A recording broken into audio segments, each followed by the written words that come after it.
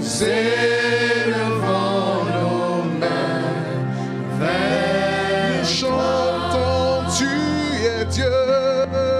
Tu es Dieu, Dieu, Dieu, Dieu, Dieu. Tu es Dieu, Dieu. Tu es Dieu. Si tu le juges digne de louange, élève ta voix. Si tu reconnais que c'est une grâce, un privilège que de le louer, tu l'adoreras avec zèle. Si tu es content de porter son nom et de l'avoir pour Père, tu devrais mieux l'adorer que ça. Alléluia. Si vraiment tu veux honorer ton Père, ton cœur et ta bouche en accord doivent le lui exprimer. Tu es digne, ô Père. C'est une grâce que de porter ton nom. C'est une bénédiction. Nous n'imaginerons jamais ce que tu as fait pour nous sur cette terre. Et je crois que toute l'éternité ne suffira pas pour découvrir ces bénédictions qui émanent depuis la croix et dont nous sommes les heureux bénéficiaires. Tu nous as rachetés, tu nous as sauvés, tu nous as délivrés de la mort. Tu as inscrit nos noms dans ton livre de vie. Tu nous as adoptés comme tes enfants. Tu nous as témoigné le même amour que Christ et même tu as donné ton Fils pour nous avoir, pour nous racheter. Ô Père, reçois la gloire, reçois la louange, reçois l'adoration car tu en es digne. Reçois notre reconnaissance et nos actions de grâce. Tu nous as tout donné en nous donnant ton Fils. Nous avons tout pleinement en lui. Il est le chef de toute autorité et de toute domination. Il a déchiré l'acte dont les ordonnances nous condamnaient. Il a dépouillé les dominations, les autorités, les principautés. Il les a délivrées publiquement en spectacle, en triomphant d'elles par la croix, Et nous sommes les bénéficiaires de cette croix, de ce sang qui nous a rachetés, qui nous a sauvés. Nous te remercions pour cela. Nous te remercions. Si nous sommes ici, c'est grâce à ton œuvre accomplie et ton œuvre achevée à la croix. Et nous sommes là grâce au sang. Nous nous tenons dans ta présence sans aucun complexe. Nous nous tenons devant ton trône. Nous venons avec assurance grâce à ton sang. Par la route nouvelle et vivante que tu as inaugurée pour nous, que tu as ouverte par ta propre chair, par ton propre sang. Nous sommes là devant toi, heureux de porter ton nom, heureux de t'appartenir, heureux de te connaître et d'apprendre à te connaître, heureux d'avoir reçu l'esprit de bonne volonté pour aimer les choses les plus importantes, celles qui viennent de toi. Merci Père de nous avoir inscrits dans ton livre, d'avoir permis notre naissance dans ton royaume et dans les cieux. Merci de nous avoir donné ton esprit qui vit en nous. Merci de marcher toi-même chaque jour avec nous. Merci pour ta parole qui est une lampe à nos pieds et une lumière sur nos sentiers. Merci parce que c'est elle qui nous éclaire, c'est elle qui nous a franchis par la révélation de la vérité qu'elle nous donne. Ce soir, nous savons que nous nous tenons devant toi et nous avons soif de ta parole. Toi seul as les paroles de la vie. Je t'en prie, ô Père, parle-nous de tout ton cœur. Oh, révèle-nous tes desseins, tes secrets, ne nous cache rien, car notre vie dépend de ta parole. Ô Père, envoie ta parole avec efficacité, avec autorité, avec clarté, avec puissance, avec vie, car nous en avons besoin. Merci de parler à tous ceux qui nous suivent au loin. Merci de nous remplir de foi à toi-même, Saint-Esprit, et de nous donner la bonne attitude de cœur pour recevoir, porter du fruit. Merci Père, au nom de Christ Jésus. Amen.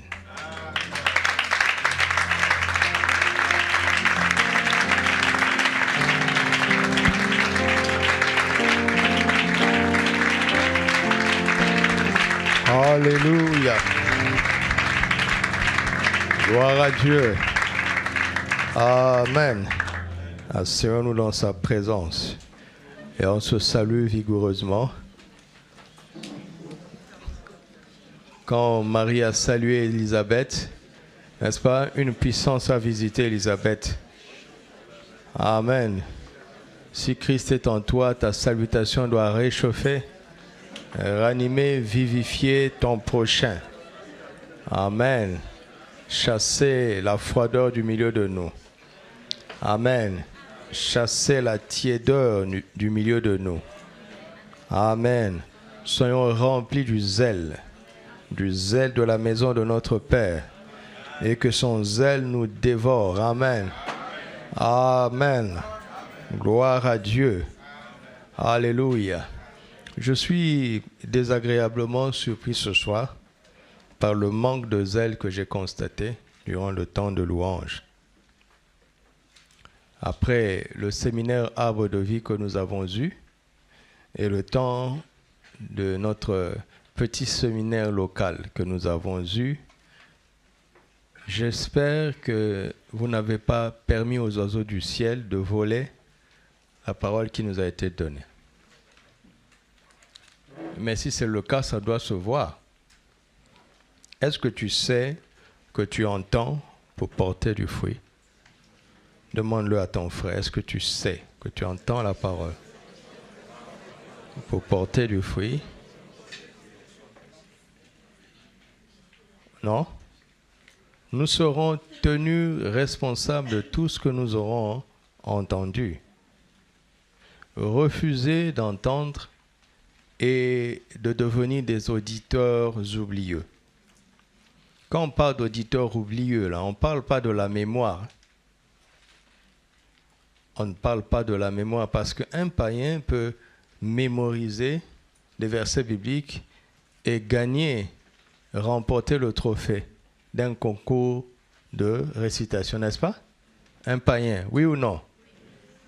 Donc on ne parle pas de la mémoire. Quand on parle d'auditeurs oublieux, on ne parle pas de la mémoire. Parce qu'un bon païen qui sait boire les choses là peut battre certains d'entre nous ici dans la mémorisation et la récitation des Écritures. Mais il n'y aura pas de vie en lui. Alléluia. Il faut que tout ce que nous entendons produise du fruit. C'est avec cette détermination que nous devons marcher dorénavant. Parce que quand on parle de moisson, on parle de fruits. Oui ou non? Le fardeau de la louange ne doit pas reposer sur le conducteur. On n'est pas là comme des spectateurs. Certaines personnes ont le micro pour chanter et toi tu es là. Tu es venu à un concert? Tu as payé pour qu'on chante pour toi? Tu as payé? On n'est pas venu à un concert, on n'est pas venu à un spectacle. On est venu pour adorer et louer notre Père.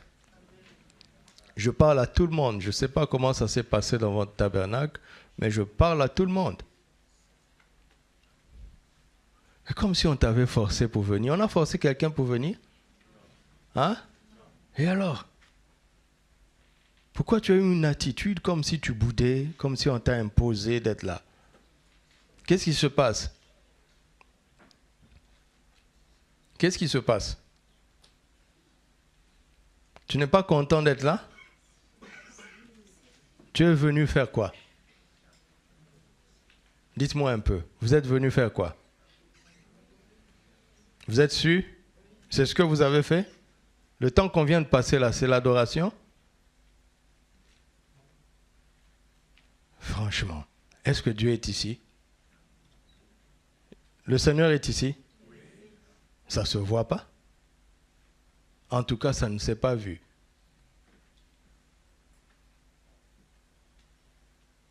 Ça ne s'est pas vu du tout. C'est étonnant. C'est étonnant après les temps qu'on vient d'avoir.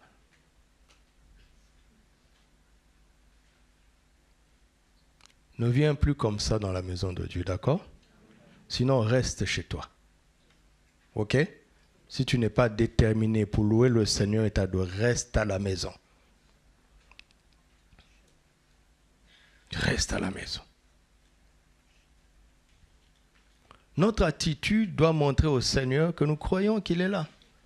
Et que nous sommes heureux d'être dans sa présence. Vous êtes heureux d'être dans sa présence? Et alors? Tu es là comme ça et dis, je suis content d'être là. C'est pas honnête?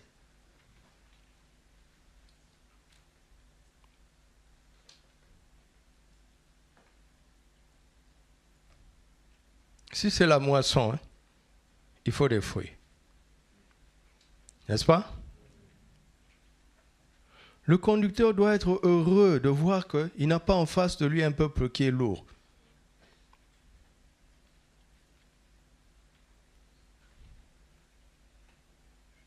Il suffit qu'il dise un mot, tout le monde le suit. Il entend. D'ailleurs, nos voix doivent dominer les 4 personnes qui sont là. Oui ou non? Ils sont 4. Nous sommes 50. Si on commence à chanter, qui on doit entendre? Qui on doit entendre? Et qu'est-ce qui se passe? Ce n'est pas ce qui se passe. Si tu as payé pour assister à un concert, tu peux t'asseoir, croiser les pieds et regarder si tu en as pour ta monnaie. Et juger après qu'ils ont mal chanté parce que tu avais payé et que tu n'es pas satisfait. Mais tu n'as pas payé.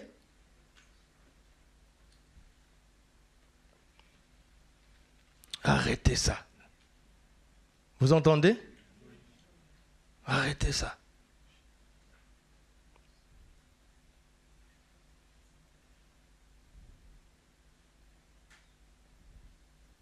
Je ne sais pas comment ça s'est passé dans votre tabernacle. Si c'est le cas aussi, arrêtez ça vous aussi. Ou le Seigneur est là, ou il n'est pas là.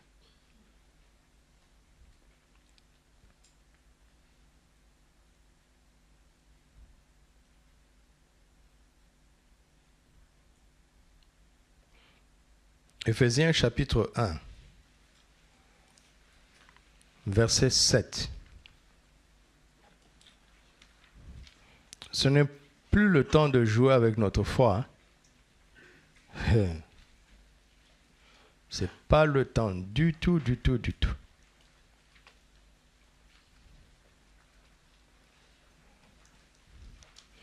En lui, nous avons la rédemption par son sang.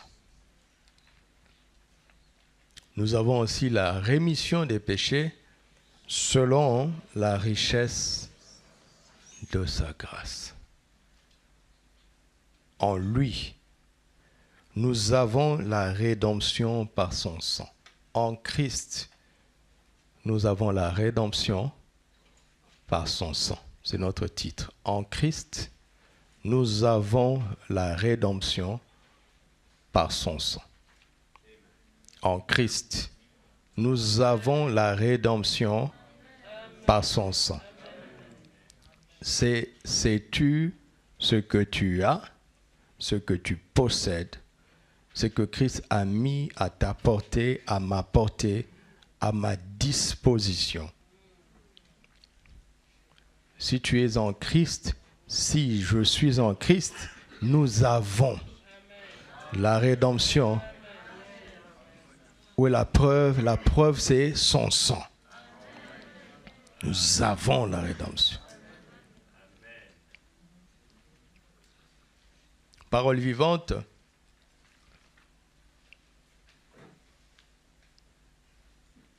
C'est par ce Fils et au prix de son sang que nous avons été libérés de ceux qui nous tenaient en esclavage. On s'arrête ici. C'est par ce Fils et au prix de son sang que nous avons été libérés de ceux qui nous tenaient en esclavage. Si quelque chose ou quelqu'un te tenait en esclavage, cette personne n'a plus le droit d'être ton bourreau. Parce que Christ a payé pour ta libération et ma libération par son sang. Rien ni personne, même pas un système, même pas un pouvoir, même pas une autorité n'a le droit de retenir en esclavage quiconque croit au sang du Seigneur Jésus-Christ. Quiconque croit en l'œuvre accomplie et en l'œuvre achevée de Christ doit être libre. Parce que le prix pour sa libération a déjà été payé.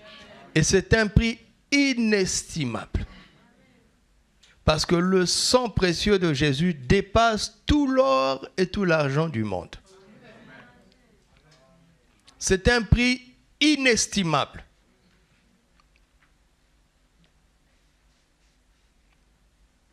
Et pour commencer à comprendre cette vérité, nous allons retourner dans l'Ancien Testament. Dieu a laissé son peuple devenir esclave en Égypte. Et il l'a libéré par le pouvoir du sang, pour que cela nous serve d'exemple et de témoignage et de preuve. Alléluia. Et c'était le sang des animaux, d'un agneau qu'ils ont mangé. Et pourtant, ça a brisé le pouvoir de l'Égypte.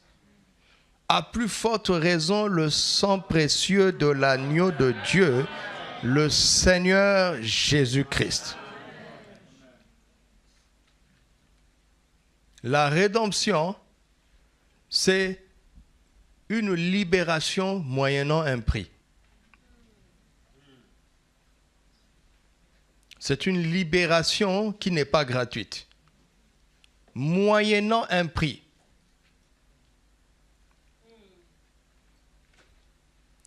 La rédemption est aussi traduite par rachat.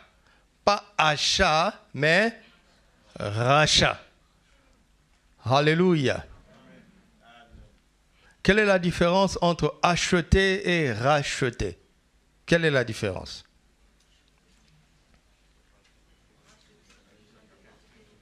C'est quoi? C'est quoi la différence? Restez simple, en français simplement. Ne spiritualisez pas les choses. Acheter, c'est? J'entends acheter une deuxième fois, c'est ça? Ou bien quoi encore? Hein? Acheter à nouveau, ça revient au même. Acheter deux fois, ou encore? Acheter ce qui t'appartenait, oui, ou bien? Par exemple, si j'achète un stylo, je ne peux pas dire que je le rachète. Je l'achète. Mais si je dis que je rachète un stylo, cela veut dire que quelqu'un l'a acheté. D'accord? Et moi, je le rachète de celui qui l'a acheté. Cela veut dire que celui qui détient et qui me vend n'en est pas le propriétaire. N'en est pas le premier acquéreur. Je peux racheter ce qui était à moi, qui m'a été exproprié, soit par vol ou bien par autre chose, d'accord? Ou bien je peux racheter ce qui n'est pas à moi, mais celui qui me le vend n'est pas son premier acquéreur.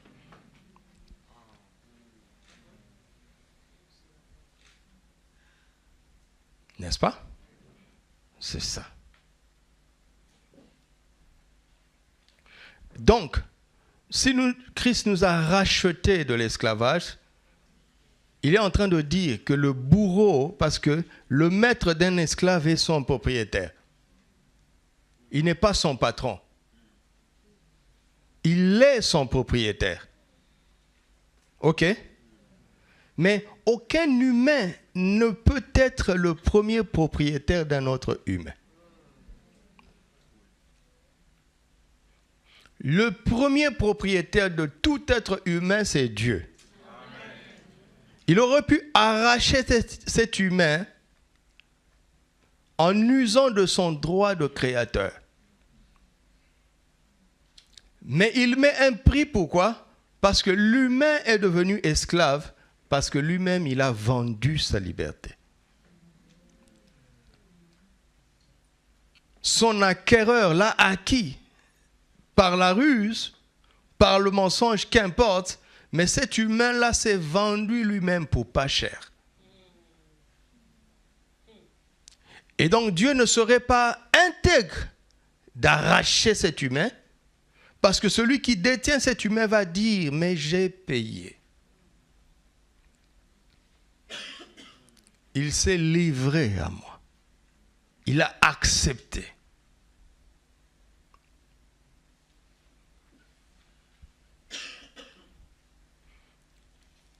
Alors Dieu dit, tu l'as acheté pour combien?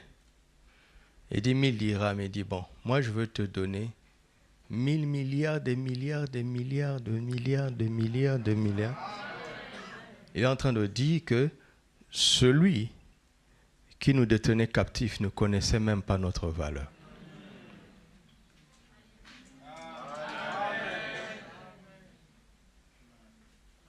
Alléluia. Mais Dieu n'a pas payé à Satan. Non, non, non. Oubliez ça. Oubliez ça. Oubliez ça. Ce n'est pas ce que j'ai voulu dire. Mais j'essaie de nous ouvrir simplement l'esprit à partir des mots que Dieu utilise.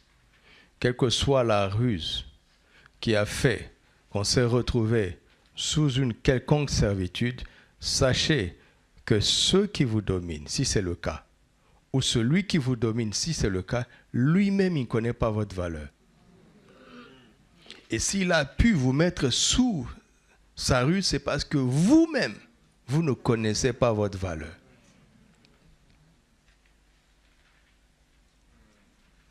Donc, la rédemption n'est pas là pour que Dieu paye à qui que ce soit. Il est Dieu. Mais c'est un acte par lequel Dieu agit pour nous montrer ce que nous valons vraiment. Tu as compris ce que j'essaie de dire? Dieu a mis un prix, pas parce qu'il devait quoi que ce soit à qui que ce soit, mais parce qu'il voulait que celui qu'il va racheter comprenne ce qu'il vaut réellement. Amen. C'est comme faire un entretien d'embauche et tu emmènes ton CV et tu expliques tout ce que tu es capable de faire. À un moment donné, on te demande toujours quelle est ta prétention salariale, n'est-ce pas? N'est-ce pas? Et puis tu dis 50 000 dirhams. Et celui qui t'embauche, il dit, bon, moi je te propose 250 000. Est-ce que tu es d'accord? Tu vas dire quoi? Tu vas dire non, 49 000 peut-être. N'est-ce pas? Regarde, si tu te trouves dans cette situation, comment tu vas réagir? Tu vas lui dire, pardon, vous avez dit quoi? Il va dire, pas 25 000, mais 250 000. Et tu vas dire, mais j'avais dit 50 000. Il dit, oui, j'ai vraiment entendu. Mais moi, je te propose 250 000. Qu'est-ce que ça veut dire? L'employeur est en train de te dire que tu ne sais pas ce que tu vaux.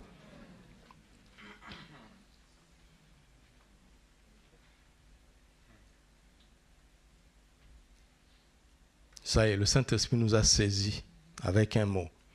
Et on peut rester là sur toute la réunion, juste avec le mot.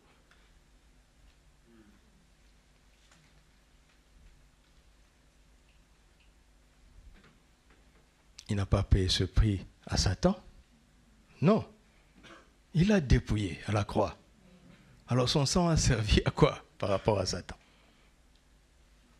Il n'a pas payé ce prix à ses ancêtres. Il n'a pas payé ce prix à Adam. Il s'est payé à lui-même pour nous montrer ce que nous valons. Tu comprends ça? Est-ce que ton esprit s'est ouvert?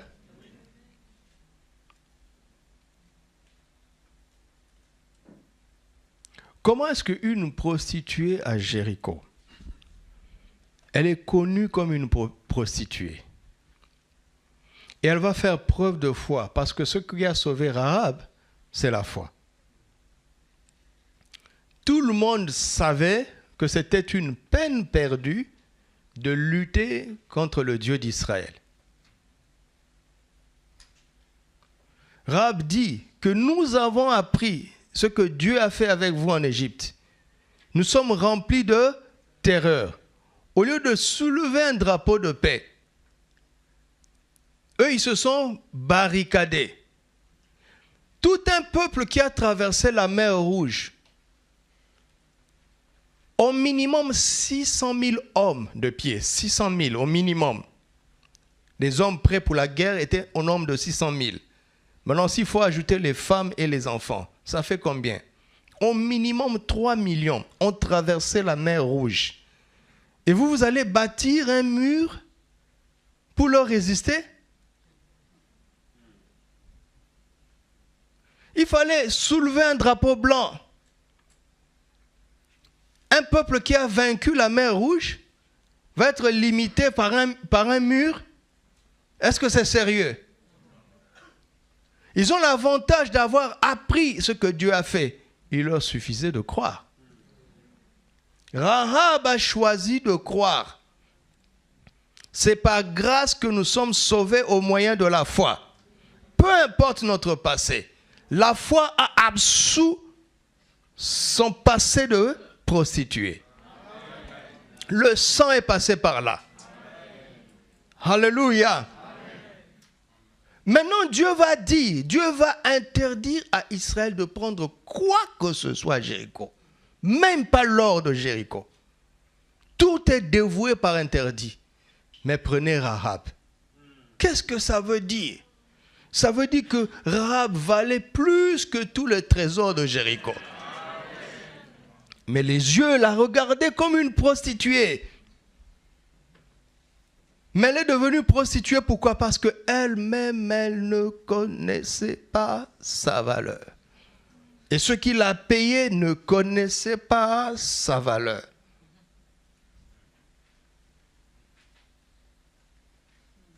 Mais Dieu connaissait sa valeur. Il connaît ta valeur. Il connaît ma valeur.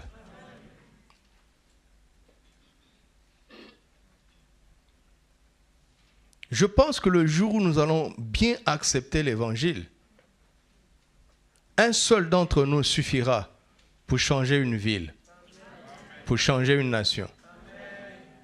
Honnêtement, nous ne croyons pas encore comme nous devons croire. Honnêtement, je dis nous, c'est nous tous compris. Le jour où nous comprendrons la valeur du sang, il n'y a rien que nous ne pourrons pas acheter. Il n'y a rien que nous ne pourrons pas posséder. Rien ne pourra nous tenir captifs ou nous limiter. Juste à cause du sang, ou grâce au sang, le sang de Jésus. Alléluia. La rédemption par le sang est là pour que nous réalisions notre valeur aux yeux de notre Dieu et Père et notre Créateur et notre Rédempteur. Personne ne doit t'apprécier plus que toi-même. Un proverbe dit que quand tu veux acheter quelque chose, tu le critiques. N'est-ce pas? Mais tu sais ce que ça vaut.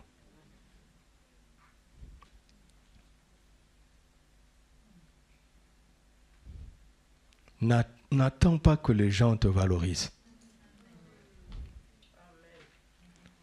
Ils te valoriseront jamais autant que toi-même.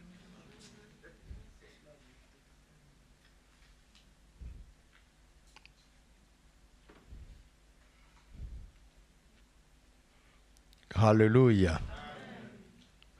Alors, nous allons faire une application. Nous avons suivi, n'est-ce pas, ce que papa a dit hier. Mais c'est trop profond encore pour moi. Ça reste encore pour moi des sujets de prière. Je veux venir avec un constat allégé, entre guillemets, de la démarche que je commençais à faire personnellement à partir du message d'hier. Nous allons aller regarder dans un cas pratique comment Dieu a utilisé le sang pour libérer son peuple. N'est-ce pas? Essayez de tirer des leçons là-bas pour commencer notre démarche de foi. De la foi dans un sens supérieur, le sang de l'agneau de Dieu. Ce que la puissance, les signes et les prodiges n'ont pas pu faire en Égypte, le sang l'a fait. N'est-ce pas? Vous le savez, non? Cela veut dire que la puissance, les signes et les prodiges sont utiles, sont efficaces. Mais il y a des choses qui ne briseront jamais, comme le sang. Comme le sang. Dieu a fait exprès. Parce que Exode 12, 12, et c'est bien, facile à retenir, 12, 12. Regardez, cette nuit-là, je passerai dans le pays d'Égypte et je frapperai tous les premiers-nés du pays d'Égypte, depuis les hommes jusqu'aux animaux, et j'exercerai quoi? Des jugements contre qui? Les dieux de l'Égypte. Je suis l'Éternel. Donc le sang était un jugement contre les dieux des divinités égyptiennes, contre les puissances spirituelles sur lesquelles l'Égypte était fondée. Le sang était un jugement. Et quand ce jugement a eu lieu, tous les premiers-nés, depuis les hommes jusqu'aux animaux, sont morts. Mais en Israël, aucun premier-né n'est mort. Même pas chez les animaux. Alléluia. Hier, quand papa parlait, je me suis dit, tiens, Pharaon n'est pas mort, n'est-ce pas? Il n'était pas le premier-né. Il n'était pas le premier-né de son père. Pourquoi a-t-il accédé au trône? La Bible n'en parle pas. Qu'est-ce qui s'est passé?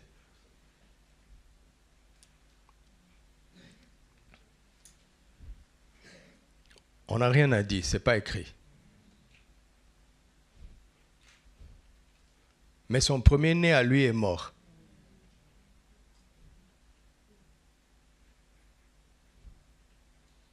Imaginez une maison où le papa est l'aîné de ses parents, la femme est l'aînée de ses parents.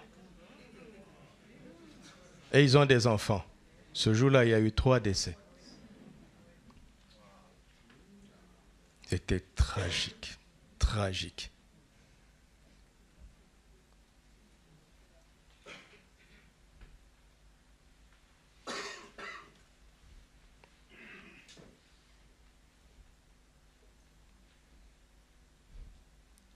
Ça veut dire quoi? Les conséquences des situations qui sont causées par les esprits peuvent être brisées par la puissance. Mais l'esprit lui-même ne sera vaincu que par le sang. Vous comprenez? Par exemple, une maladie causée par un démon peut être guérie par la puissance. Mais le démon peut agir encore. À moins que le sang n'exerce son jugement sur ce démon. Le sang est tellement, tellement important. Le sang précieux de Jésus. Alléluia. Nous allons donc ce soir commencer à faire quelques constats. Quelques constats en regardant l'histoire d'Israël. Commençons en Exode chapitre 2, versets 23 à 25. Ce qui s'est passé en Exode 12 a été initié en Exode 22. Dieu explique la motivation. Qu'est-ce qui va le pousser à envoyer Moïse? Longtemps après, le roi d'Égypte mourut et les enfants d'Israël gémissaient encore sous la servitude et poussaient des cris. Ces cris que leur arrachait la servitude montèrent jusqu'à Dieu. Dieu entendit leur gémissement et se souvint de quoi? De son alliance. De son alliance. Dieu se souvint de son alliance avec Abraham, Isaac et Jacob. Dieu regarda les enfants d'Israël et il en eut compassion. Non, c'est bon. Dieu est toujours compatissant, n'est-ce pas? Il ne faut pas penser en lisant la parole que Dieu, pendant un certain temps, il n'avait pas de compassion, jusqu'à ce que vint ce moment-là, et là, il en eut compassion. Ce serait une erreur. La compassion est sa nature, c'est son caractère. D'accord? Mais il manquait quelque chose pour que Dieu agisse. Le souvenir de l'alliance. Quand on parle de souvenir concernant Dieu, on ne veut pas dire qu'il a oublié. Dieu ne peut pas oublier. Ce n'est pas un vieux Dieu qui souffre d'amnésie, d'Alzheimer. Faisons attention quand nous avons des mots. Si ce mot-là est attaché à Dieu, il faut avoir une compréhension respectueuse au niveau de celui à qui ce mot est affecté. Alléluia. Quand un homme riche dit « je n'ai que » et un pauvre dit « je n'ai que », le « je n'ai que » là n'est pas la même chose. Pourtant, c'est la même phrase. Vous comprenez? C'est celui qui parle, qui donne de l'intensité, de la valeur à ce qu'il dit. Souvenir pour moi peut vouloir dire que j'avais oublié. Mais souvenir pour Dieu, attention, je rappelle à Dieu. Alléluia. Il n'avait pas oublié mon ami. Alléluia. Mais quand il dit rappelle à ma mémoire, il l'a dit. Il l'a vraiment dit. Mais qu'est-ce que tu as compris? Qu'est-ce que j'ai compris? Dieu se souvint de son alliance, nous renvoie en Genèse 15. Il avait prévu cette situation. Il avait dit ça à Abraham. N'est-ce pas? Et il avait dit à Abraham qu'à la 4e génération, j'interviendrai. C'est ça le souvenir de Dieu. Comme il est compatissant en permanence, depuis le premier cri, le premier gémissement, il entendait, il avait compassion, mais il était assujetti à sa parole. Parce qu'il ne veille pas sur nos cris pour l'exécuter, mais il veille sur quoi? Sur sa parole. Premier cri, il regarde à sa parole. 1 an. Et si tu fais bien, si tu lis attentivement la parole de Dieu, c'est pratiquement la 430e année. C'est toujours dans la foulée de la 4e génération. Je vous l'ai déjà dit, je vous le dirai encore, Moïse s'est levé 40 ans plus tôt. À l'an 390. Il était pressé. Quand il a pris conscience qu'il était le sauveur, il restait 10 ans dans le calendrier de la parole de Dieu. S'il avait été un peu patient, la délivrance aurait eu lieu 30 ans plus tôt. Mais parce qu'il s'est levé, il a pris l'initiative, il a voulu dévancer la parole de Dieu. Vous savez ce qui en a suivi, il a fui. Dieu te demande de faire quelque chose. Attends qu'il te dise quand tu vas le faire, comment tu vas le faire, avec qui tu vas le faire. Il t'a vraiment parlé. Je n'ai pas devant moi un peuple, je suppose, enfin, je pars du principe que nous respectons Dieu, que nous l'aimons, n'est-ce pas? Et donc, nous pouvons entendre vraiment Dieu nous parler. Mais est-ce que cela veut dire que c'est maintenant? Comment? Avec qui?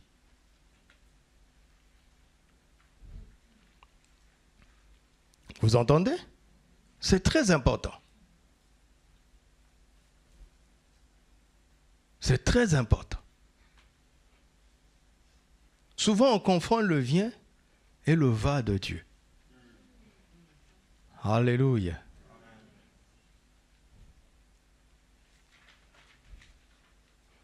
Quand on dit l'appel, c'est quoi?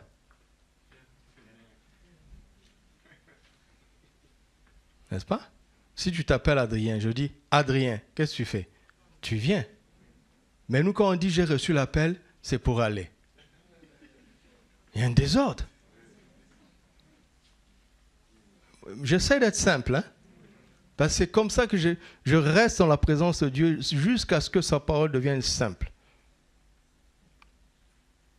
Le jour où mon esprit s'est réveillé à ça, j'ai dit, mais Seigneur, quand on dit appel, c'est pour partir.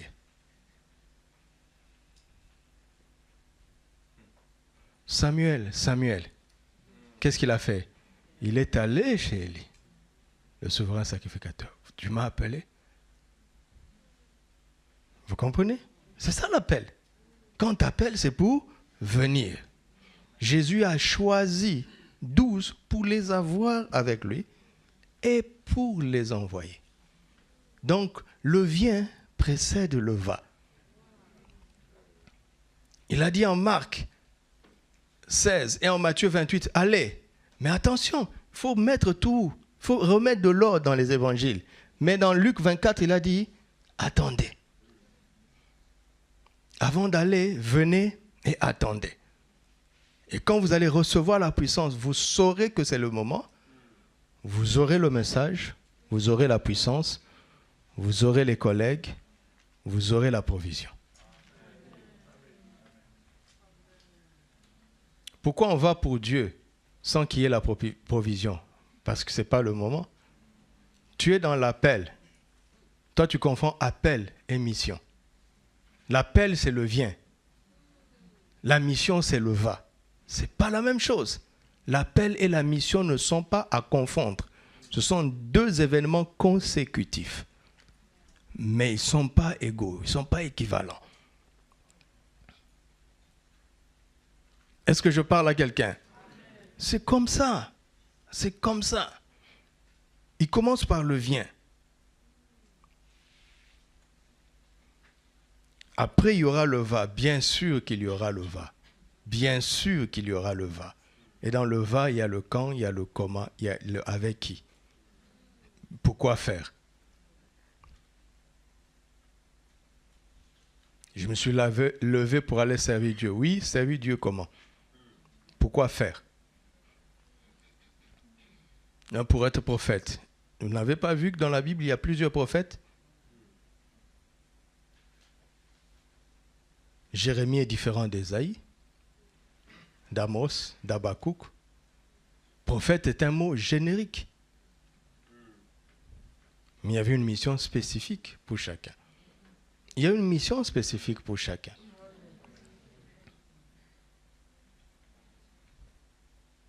Alléluia. Donc Dieu avait son oreille attentive aux cris de son peuple, mais son regard attentif à sa parole, la parole d'alliance.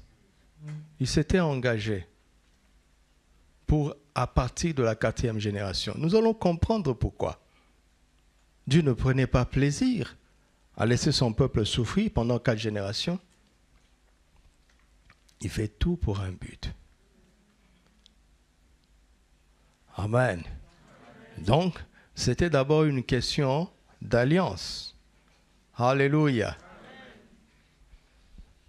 L'alliance qui portait une promesse qu'il avait faite à Abraham, et le jour où Dieu a conclu la première alliance avec Abraham, c'est parce qu'Abraham a redécouvert la puissance du sang. En Genèse 12, il a eu la foi, il a eu l'obéissance, mais il ne connaissait pas le sang. Regardez Abraham, Dieu lui apparaît. On dit, il bâtit un autel à l'Éternel qui lui était apparu. Vous prenez ça au sérieux? Ça veut dire quoi, l'Éternel lui est apparu? C'est un phénomène spectaculaire, n'est-ce pas? Extraordinaire. Et il y bâtit un autel. Mais il n'y a pas de sacrifice. Il n'y a pas de sang. Alors qu'Abel avait découvert la valeur du sang.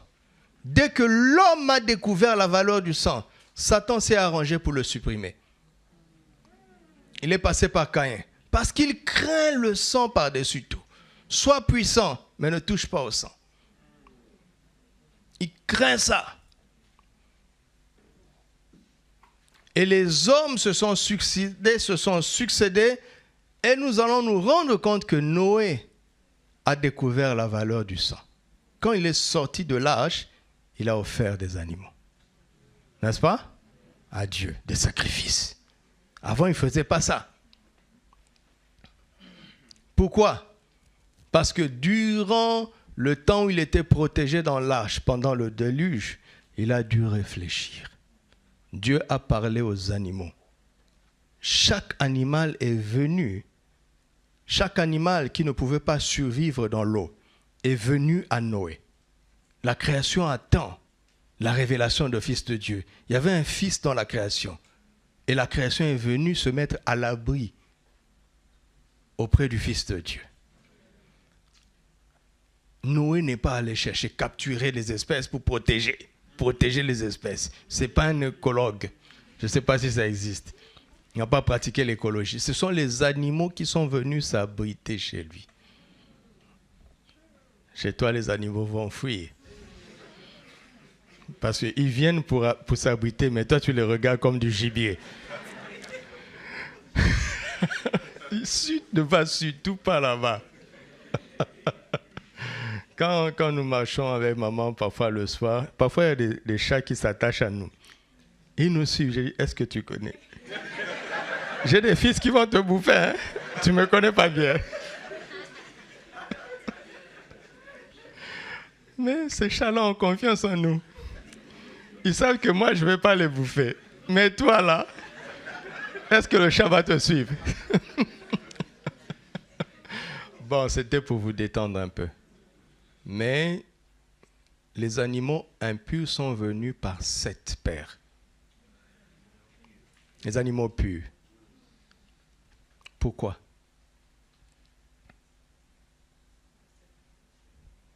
Parce qu'ils étaient prompts pour le sacrifice. De telle sorte que si tu sacrifies, l'espèce ne va pas disparaître. Il a dû réfléchir dans l'arche. Et quand il est sorti de l'arche, il a offert les animaux purs. Et l'Éternel sentit la bonne odeur. La bonne odeur de la viande, non. Du sang. Vous m'entendez?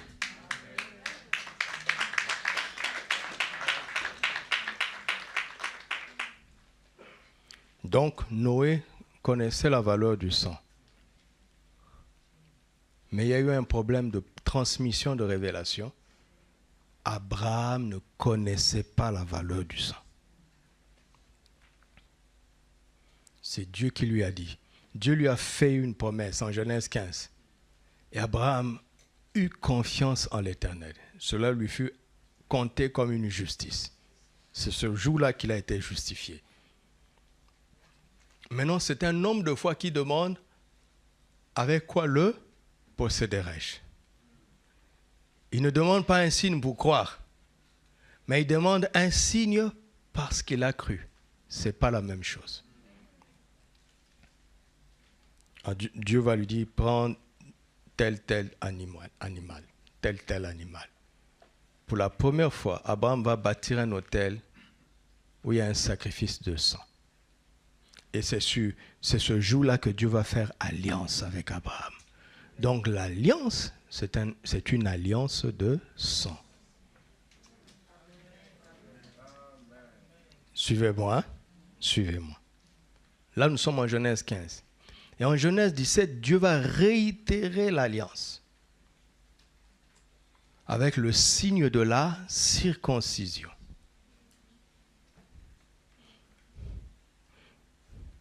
Et plus tard, Dieu va envoyer, il va appeler Moïse et l'envoyer. Moïse part en obéissant à ce que Dieu lui a dit. N'est-ce pas? Mais pendant le voyage, l'Éternel fondit sur lui pour le tuer. Sa femme va le sauver. Sa femme va circoncire son fils. Et puis elle va déclarer, tu es pour moi un époux de sang. Alléluia. C'était pour compléter le puzzle. L'alliance de la circoncision est une alliance de sang.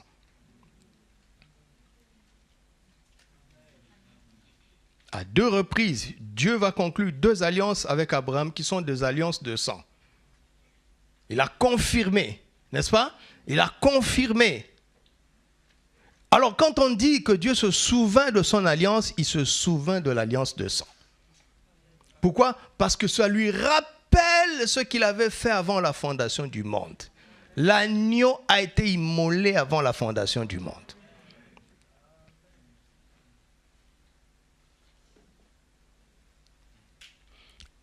C'est à ça que Dieu regarde pour agir, à l'œuvre accomplie et achevée de Christ. C'est à ça que Dieu regarde. Il faut que nous apprenions à pousser des cris d'alliance, des cris basés sur l'œuvre accomplie de Christ, des cris basés sur l'œuvre achevée de Christ, pas les cris basés sur nos ressentis. Parce que pendant 400 ans, ils ont crié par rapport à leurs ressentis. Dieu n'a pas bougé. Mais quand le temps de l'alliance est arrivé, Dieu s'est levé. Il dit, je suis descendu, n'est-ce pas? C'est lui qui le dit, ce n'est pas moi. Il est descendu à travers son envoyé, Monsieur Moïse.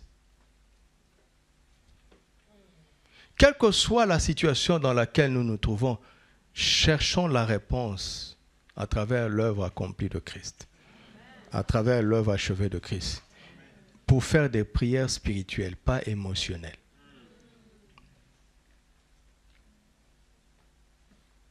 Alléluia. Et j'ouvre une parenthèse pour que vous nous aidiez à prier. Vous avez appris ce qui est en train de se passer en RDC, n'est-ce pas? Déjà,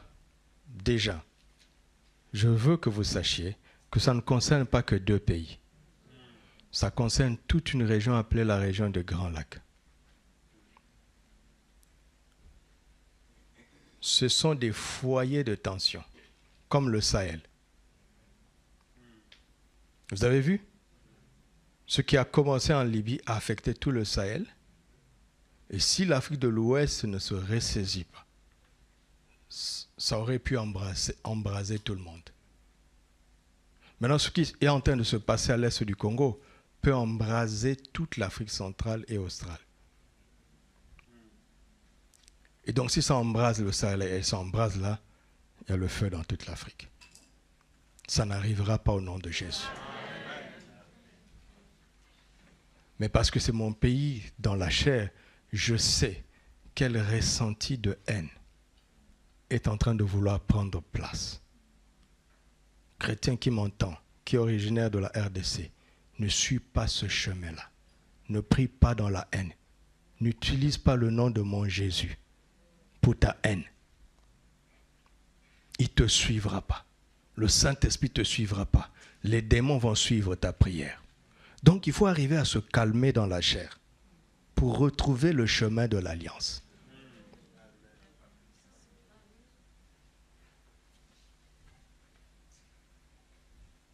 Parce que ce n'est pas d'abord une question de 2 pays, d'après le nom de pays. C'est une question d'individu. Vous ne savez pas ce que les gens ont fait. Vous ne savez pas ce que les autorités là ont fait. Ils veulent manipuler la population, chacun à sa manière. Soyons sages. Et je m'arrête là. Je reviens dans l'évangile. Quelle que soit la difficulté, quelle que soit la souffrance, Dieu ne va pas agir d'après tes gémissements. Tu m'entends? Il agit d'après l'alliance. Il agit d'après le sang de l'alliance, il agit d'après le sang de Jésus, il agit d'après l'œuvre accomplie et l'œuvre achevée de Christ. Imaginez si deux pays sont en conflit. Les chrétiens du pays A demandent à Dieu de les aider contre les chrétiens du pays B. Et les chrétiens du pays B demandent à Dieu de les aider contre les chrétiens du pays A. Les deux chrétiens des deux pays sont ses enfants. Comment il va faire? Imagine, tu as deux enfants dans une maison. Le premier vient et dit, papa, aide-moi contre mon frère. Et il part, il dit, amen, je suis exaucé. Le deuxième vient et dit, papa, aide-moi contre mon frère. Il dit, amen, je suis exaucé. Là, si papa exauce les deux, la maison s'embrase, il n'aura plus d'enfants. Élevons-nous un peu. Est-ce que tu comprends ce que j'essaie de te dire? Ne laissez pas ces gens-là vous utiliser, pasteurs, chrétiens. Ce n'est pas comme ça que ça doit se passer. Ce n'est pas comme ça que ça doit se passer. Nous n'avons pas d'ordre à recevoir d'eux. Ils ont des ordres à recevoir de nous. Oui ou non?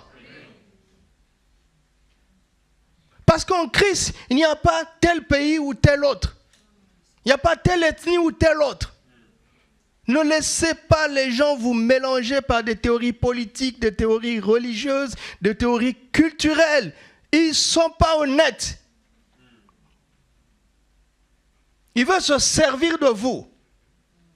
Ne coupez pas ce que je viens de dire pour les mettre dans les réseaux. Je ne suis pas un homme de réseau. Je ne parle pas à tout le monde, c'est à vous que je parle. Parce que je crois que même si nous sommes trois, notre prière peut faire la différence. Si nous prions selon la volonté de Dieu, ce n'est pas une question de masse, ce n'est pas une question de foule. Nous allons le voir. Dieu a envoyé deux hommes, Moïse et Aaron. Vous vous rendez compte? Vous vous rendez compte?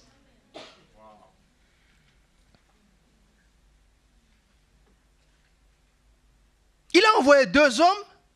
Vous pensez que le peuple était avec eux? Vous avez lu la Bible avec moi? Quand ils sont entrés en scène, nous allons le lire tout à l'heure, Pharaon a agi de telle sorte que le peuple les lâche. Ce n'est pas une question de masse. Dieu n'est pas dans les émotions. Ce n'est pas nos gémissements qui l'émeuvent. C'est son alliance. Nous nous sommes surpris aujourd'hui. 4 générations avant, il avait déjà parlé. On a 4 générations de retard. Notre prière a 4 générations de retard. Rejoignons la parole originale pour prier la prière originale. Est-ce que quelqu'un m'entend? J'ai pris cet exemple pour que tu appliques ça dans ta vie. Ou bien Dieu est insensible ici? Il est insensible? Non. Personne ne peut vaincre Satan en dehors de la croix. Et Dieu le sait. Un réveil à 20h, c'est étonnant. Dieu le sait. Tu peux faire beaucoup de choses en dehors de la croix. La puissance peut venir, les prodiges peuvent venir, mais le sang, c'est qu'à la croix.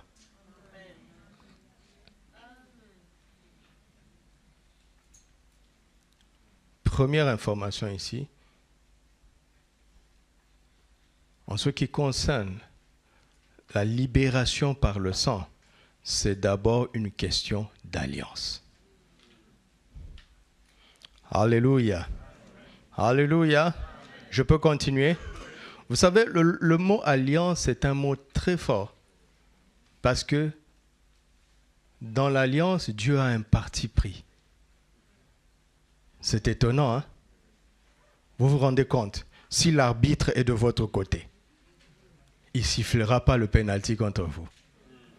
Il ne vous donnera pas de carton rouge, même si vous avez fait faute. Parce qu'il a un parti pris. Il faut que l'arbitre soit neutre. Mais quand le sang vient, Dieu n'est plus neutre. Pourquoi? Parce que le camp qui a choisi de croire en l'alliance le rejoint plutôt. Dieu ne bouge pas. Hein? Il n'est pas pour certains et contre les autres. Mais ceux qui viennent de son côté ne peuvent pas échouer. Parce qu'il est tout puissant. C'est une question de mouvement de foi de notre part plutôt. Ça donne l'impression qu'il a un parti pris.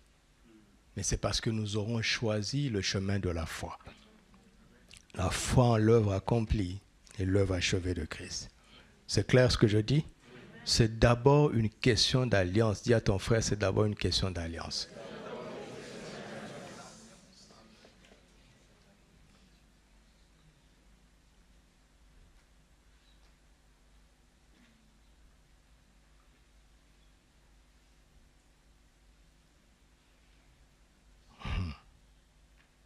Tout le monde prie, hein? Tout le monde crie à Dieu. Hein?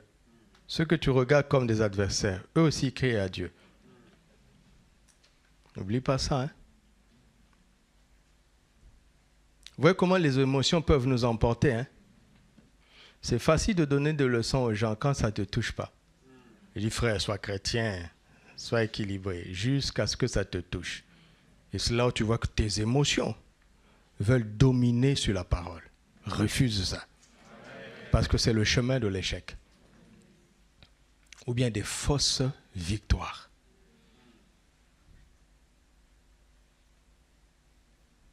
C'est comme ça que je prie pour mon pays. C'est comme ça que je prie tous les jours.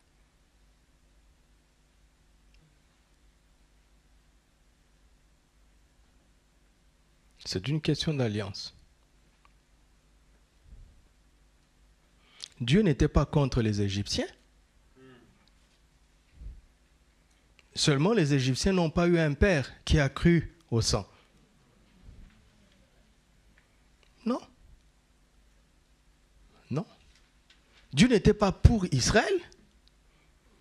C'est Israël qui a choisi de croire en Dieu à travers Abraham, Isaac et Jacob. Tu comprends ce que j'essaie de dire? Dieu va se ranger derrière un homme. L'homme va lui donner quoi? Hein? Quand même, respectons Dieu.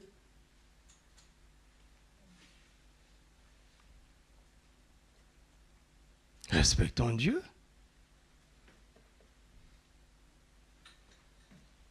Donc le sang était présent. Alléluia. Le sang a ouvert la porte à la compassion de Dieu.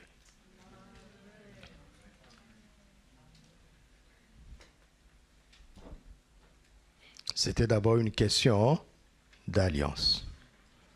Amen. Amen. Et Jésus dit, c'est la nouvelle alliance en mon sang.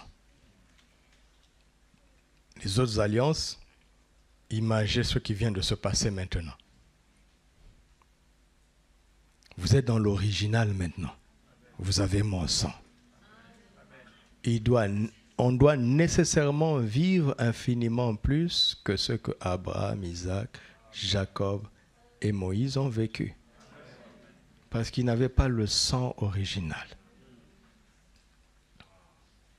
Oui ou non? Est-ce que vous croyez vraiment ça? Ça doit nous faire pleurer. Comment ça se fait qu'on est en admiration encore de ces gens-là? Dimanche, je ne peux pas insister. Le plus petit dans le royaume est plus grand que le plus grand de tous les humains qui sont nés de femmes, c'est-à-dire Jean-Baptiste. Jean-Baptiste est supérieur à Moïse, à eux tous là. Maintenant, Jésus nous dit, si tu es né dans le royaume, c'est le cas de nous tous ici, nous sommes supérieurs à Jean-Baptiste, donc supérieurs à tous ces humains-là. Mais notre vie ne le montre pas.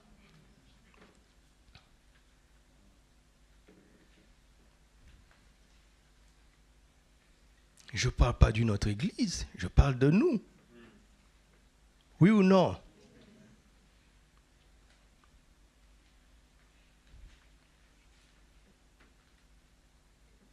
Hébreux 8:6 dit que notre alliance en Christ, la nouvelle alliance, repose sur des meilleures promesses.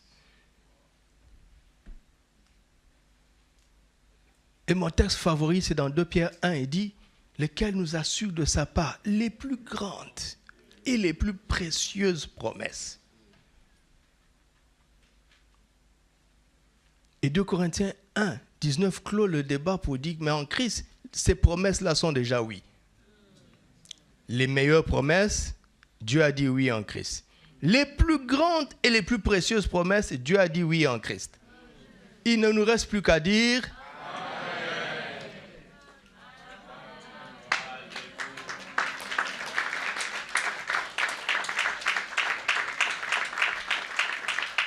Amen. Donc, qu'est-ce qui va nous arriver? Mais c'est quelque chose d'extraordinaire. Qui doit faire que tous ces hommes de l'Ancien Testament doivent tomber en admiration.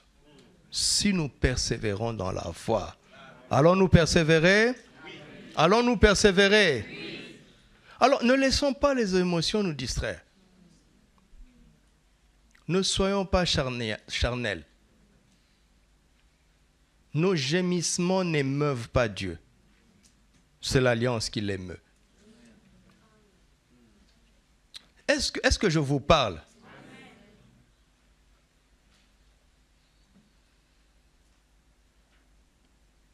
Refusez de devenir prisonnier des émotions.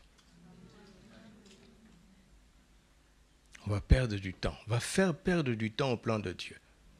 Les émotions. J'ai raison. L'autre a tort. Dieu ne navigue pas au niveau de la raison. Au niveau de celui qui a tort. Regardez, pourquoi on est justifié par la foi? Dieu n'attend pas qu'on ait raison. Que tu aies raison ou que tu aies tort, ce qui te rend juste, c'est la foi. Celui qui a raison, qui ne croit pas, est injuste devant Dieu. Celui qui a tort et qui croit est juste devant Dieu.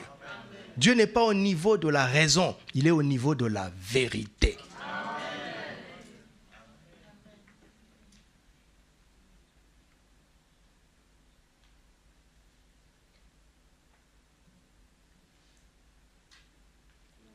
Et la raison est au niveau intellectuel, c'est au niveau émotionnel.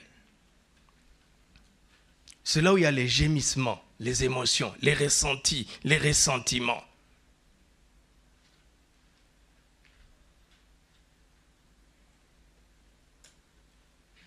Vous ne savez pas ce que les gens font pour que ce qui arrive, arrive. Et quand ça arrive, ils ne sont pas prêts à montrer là où ils ont eu tort.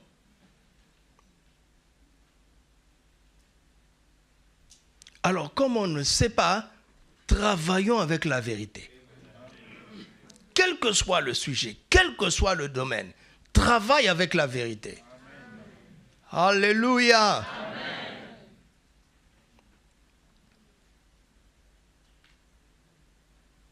C'est d'abord une question d'alliance. Vous m'entendez? Si vous voulez que le sang entre en action, il faut comprendre l'alliance. La nouvelle alliance dans le sang de Jésus-Christ. Et depuis l'œuvre de la croix, il n'y a plus d'autel. Il n'y a plus d'autel à détruire. Il n'y a plus d'autel à bâtir. Dieu lui-même a fini avec ça. Il a fait son propre sacrifice. Il a érigé son autel à Golgotha. Une fois pour toutes. Une fois pour toutes. L'œuvre accomplie et l'œuvre achevée de Christ. Gloire à Dieu. Amen. Gloire à Dieu. Amen. Alléluia. Amen.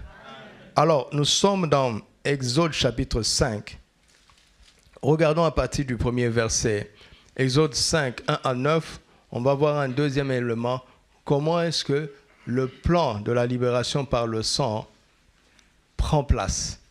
Moïse et Aaron se rendirent ensuite auprès de Pharaon et lui dirent, « Ainsi parle l'Éternel, le Dieu d'Israël, laisse aller mon peuple pour qu'il célèbre au désert une fête en mon honneur. » Pharaon répondit, « Qui est l'Éternel pour que j'obéisse à sa voix en laissant aller Israël? Je ne connais point l'Éternel, je ne le laisserai point aller. » On sent déjà l'intention de Dieu. C'est que Moïse et Aaron doivent démontrer à Pharaon qui est l'Éternel. Il va être pris au mot. Parce que lui dit, je le délivrerai seulement si je le connais. Et donc en le connaissant, s'il est plus fort que mes dieux, là je laisserai. S'il est inférieur à mes dieux, c'est ça le sous-entendu. Il n'a pas douté de l'Éternel. Parce que les polythéistes n'ont pas de problème à ce que quelqu'un croit en un Dieu. Ce n'est pas un problème pour Pharaon. Mais il dit, mais votre Éternel, moi je ne le connais pas. Ils dirent, le Dieu des Hébreux nous est apparu. Permets-nous de faire 3 journées de marche dans le désert pour offrir des sacrifices à l'Éternel, afin qu'il ne nous frappe pas de la peste ou de l'épée. Et le roi d'Égypte leur dit, Moïse et Aaron, pourquoi détournez-vous le peuple de son ouvrage? Allez à vos travaux. Pharaon dit, voici ce peuple est maintenant nombreux dans le pays, et vous lui feriez interrompre ses travaux? Qu'est-ce qu'il est en train de dire? Ils nous sont utiles. Il n'est pas dans les émotions, hein? Il a fait ses calculs. Il a appelé le ministre du budget, le ministre des infrastructures. Combien nous rapporte ce peuple?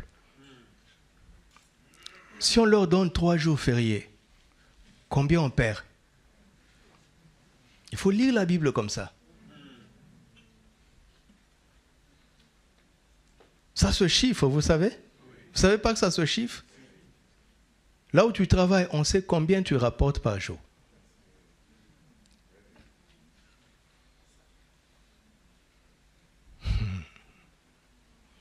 Et ce même jour, Pharaon donna cet ordre aux inspecteurs du peuple et aux commissaires. Vous ne donnerez plus comme auparavant de la paille au peuple pour faire des briques, qu'ils aillent eux-mêmes se ramasser de la paille. Vous leur imposerez néanmoins la quantité de briques qu'ils faisaient auparavant. Vous n'en retrancherez rien, car ce sont des paresseux. Voilà pourquoi ils crient en disant « Allons offrir des sacrifices à notre Dieu ». Quand ils disent qu'ils vont prier là, c'est un prétexte. Ils sont paresseux. Ils ne veulent pas travailler. C'est comme ça qu'eux, ils raisonnent. Que l'on charge de travail ces gens et qu'ils s'en occupent. Et ils ne prendront plus garde à quoi? Hey. Entre Pharaon et Moïse et Aaron, qui dit la vérité? Qui dit la vérité? Moïse et Aaron, pourquoi? Parce qu'eux, ils disent la parole de Dieu. Mais pour Pharaon, Pharaon décide que cette parole-là, c'est un mensonge. Vous voyez l'arrogance de l'homme? Quand vous vous levez comme ça, on va faire grève. On va insulter ces pays-là. Nous aussi, on est souverains. Les corvées qui vont venir, les décisions qui sont prises en haut là, vous ne savez pas, hein? Vous encouragez votre président. Oui, vous avez vu comment il a parlé fort fort. On l'attend quand il va venir demander.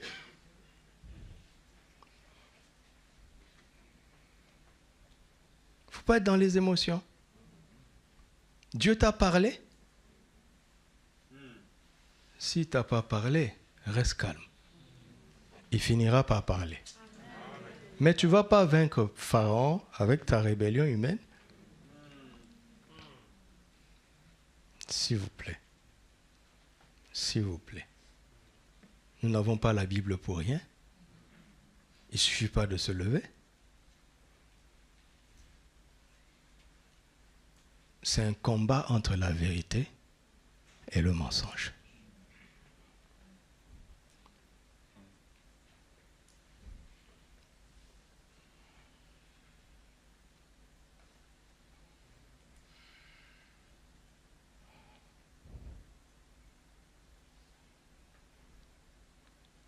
Continuons. On est déjà arrivé au verset 9. Voilà. Et vous connaissez la suite, n'est-ce pas? Ils vont augmenter les corvées et le peuple va se révolter contre 2 pauvres hommes qui se sont levés pour eux. Ils se sont mis en danger. Quand Moïse et Aaron sont allés parler au Pharaon, on pouvait les décapiter, mais on ne pouvait pas, parce que c'est Dieu qui les a envoyés. Ils ne sont pas partis par ambition. Ils avaient une mission divine. Regardez Pharaon. Il ne touche pas à Moïse et à Aaron, n'est-ce pas? Mais il agit avec ruse pour soulever le peuple contre leur messager. Il veut désolidariser. Il ne veut pas qu'il y ait l'unité de la foi dans le peuple de Dieu. C'est la ruse. C'est la ruse. Donc, premièrement, c'est une question d'alliance. Deuxièmement, c'est une question de combat. C'est un défi entre la vérité et le mensonge. C'est un défi. Pharaon a lancé un défi à l'Éternel.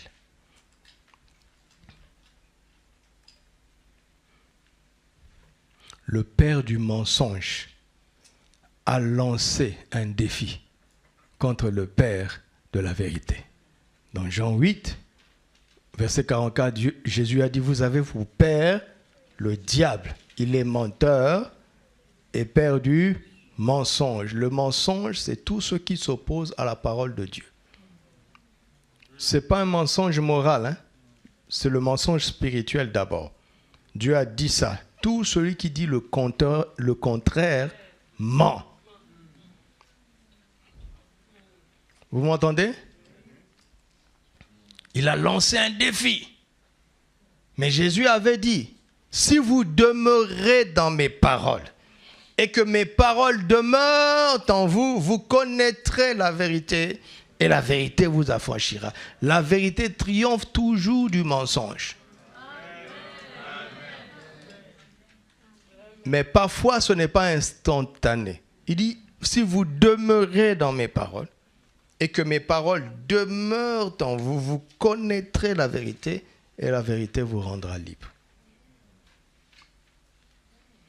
Dieu a parlé par la bouche de Moïse.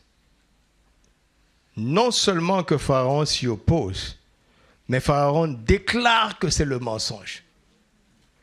Il lance un défi à la parole de Dieu. Alléluia. Amen. Si on défie Dieu, ce n'est pas à vous de vous défendre. C'est à Dieu de se défendre lui-même. Amen. Amen. Vous êtes avec moi? Oui. Nous sommes en train de suivre le cheminement du sang. Comment est-ce que le sang entre en scène pour amener la libération? D'abord l'alliance. Nous sommes dans la nouvelle alliance avec Christ, n'est-ce pas? N'est-ce pas? Deuxièmement, qu'est-ce que nous devons faire? Quelle que soit la réaction en face, nous devons demeurer dans ce que Dieu a dit. Et laisser ce que Dieu a dit demeurer en nous. Quelle que soit la réaction en face. Tu m'entends? Ça devient maintenant un défi de persévérance. On s'est moqué de nous, on dit qu'on n'est pas dans la vérité. On dit d'accord, on va voir. Avec le temps, on saura qui est dans la vérité, qui est dans le mensonge. Avec le temps, on finit toujours par le savoir. Et il y a un deuxième défi ici. Voici le peuple est en train de servir Pharaon. Et Moïse vient négocier. Je ne sais pas si vous avez vu, il dit, permets-nous. Vous avez entendu? Il négocie 3 jours de sacerdoce. Et Pharaon entend 3 jours de moins de servitude.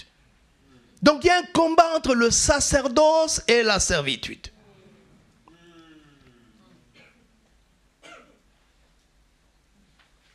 Si tu te retrouves dans cette situation, sois content, le sang va venir passer par là. Le sang va venir trancher. Quand le mensonge lance un défi à la vérité, reste tranquille, le sang de Jésus arrive.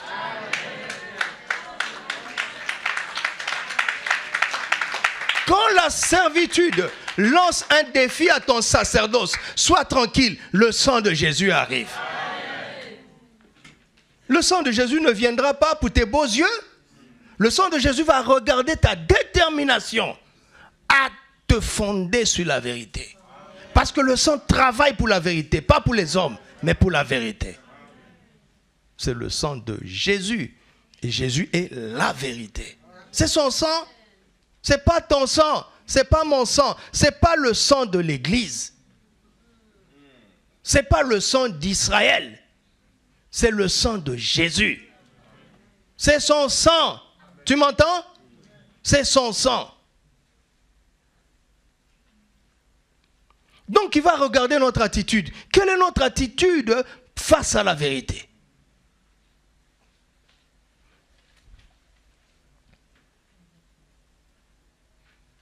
Il y a un temps spécial dans l'Église pour servir notre Dieu. Quand on a reçu l'ordre de 40 jours de prière, n'est-ce pas? Tout le monde a entendu, non? Le diable aussi a entendu. Il va aller où? Il va aller chez le pharaon qui vous emploie. Chargez-les pour qu'ils soient trop fatigués pour exercer leur sacerdoce. Le problème, c'est que nous lisons la Bible comme si c'était leur histoire. C'est actuel, je vous dis, c'est actuel. Est-ce que je parle à quelqu'un? Alors le sang va t'observer. Ah, Dieu lui-même, il comprend. Hein? Ces jours-ci, c'est chaud au boulot. Parenthèse de sacerdoce. Je parle comme papa. Mon papa a dit, Dieu ne comprend pas. Dieu ne comprend pas ça. Parce que s'il comprend ça, tu restes esclave à vie. S'il compatit avec toi dans ça, tu restes esclave. C'est par amour qu'il ne compatit pas. Parce que si tu places la servitude au-dessus du sacerdoce, tu es esclave à vie. Le sang ne viendra pas t'affranchir. Oh oui, vous savez, on est au 21e siècle. Hein? Tous les mensonges qui sont érigés en loi aujourd'hui, quelle est ton attitude? Si tu dis, bon, c'est pas grave, hey, ça va t'atteindre un jour. Vous avez vu ce milliardaire-là, beaucoup ne connaissent pas son histoire. Aux élections passées, il avait voté démocrate. Pourquoi il a retourné sa veste? Dieu lui a donné le pouvoir, l'intelligence, l'innovation et beaucoup d'argent. Les mauvaises lois sont en train d'être votées. Il est spectateur jusqu'à ce que ça touche son enfant. Son enfant a changé de sexe. Il s'est rendu compte que s'il reste spectateur, pendant que ça touche les enfants d'autrui, ça finira par le toucher. Alors il a utilisé son pouvoir pour renverser les choses. On dit c'est injuste. Et ce qu'eux ils font avant là, c'était juste. Ils ont infiltré les universités. Ils ont sponsorisé les publications de livres. Ils ont utilisé l'argent pour endoctriner les gens. Ils ont utilisé l'argent. Et lui, maintenant, quand il commence à donner 1 million pour celui qui va voter ceci, on dit qu'il utilise l'argent. Eux, ils n'ont pas utilisé l'argent. Ils ont donné des bourses pour faire passer une idéologie. Et toi, tu vas rester là, le mensonge commence à envahir la terre. Toi, tu dis, bon, nous dans les 4 murs là de TPV, on reste dans la vérité. Tu laisses le mensonge envahir le monde, ça finira par te toucher. Réagis au moins dans la prière. Hein?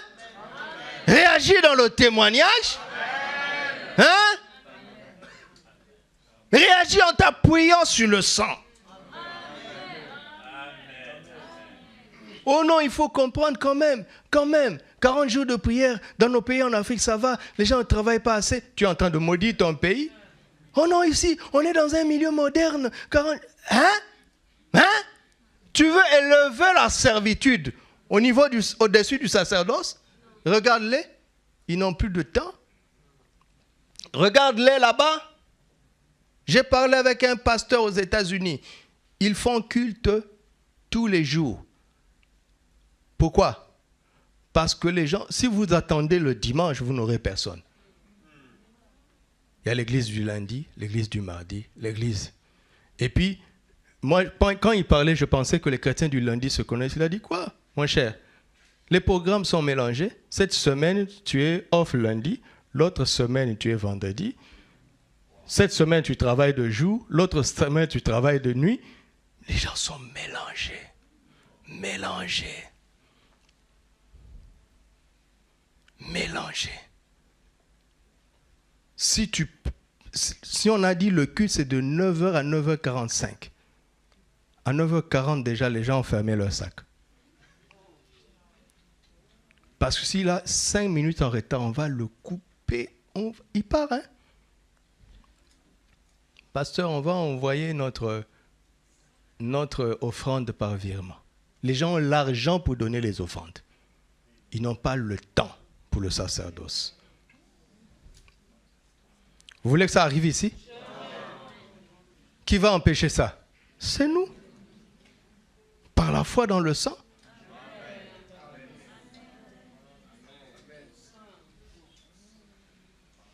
Oh, Dieu m'a béni, j'ai eu une promotion. D'accord. On t'a donné un titre et une augmentation salariale. D'accord. Mais on ne t'a pas ajouté des charges. Oh, pasteur, tu sais. Ah, on t'a eu. On t'a acheté pour pas cher.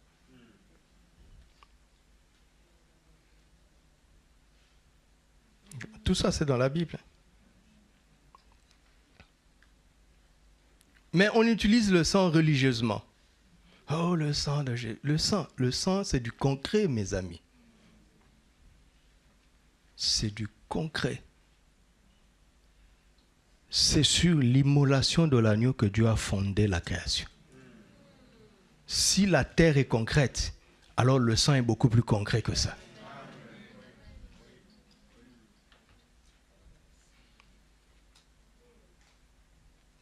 Vous m'entendez? C'est un défi, hein? Vous avez vu ça, non? Dieu parle et un homme ose dire que c'est du mensonge. Dieu appelle ses enfants au sacerdoce. Un homme augmente leur servitude. Et vous pensez que Dieu va rien faire? Je vous parle à tous, hein? Dieu attend quoi? Notre position, notre prise de position.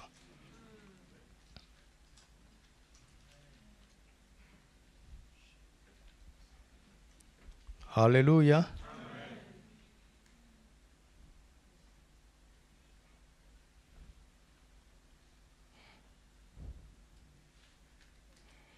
Troisièmement,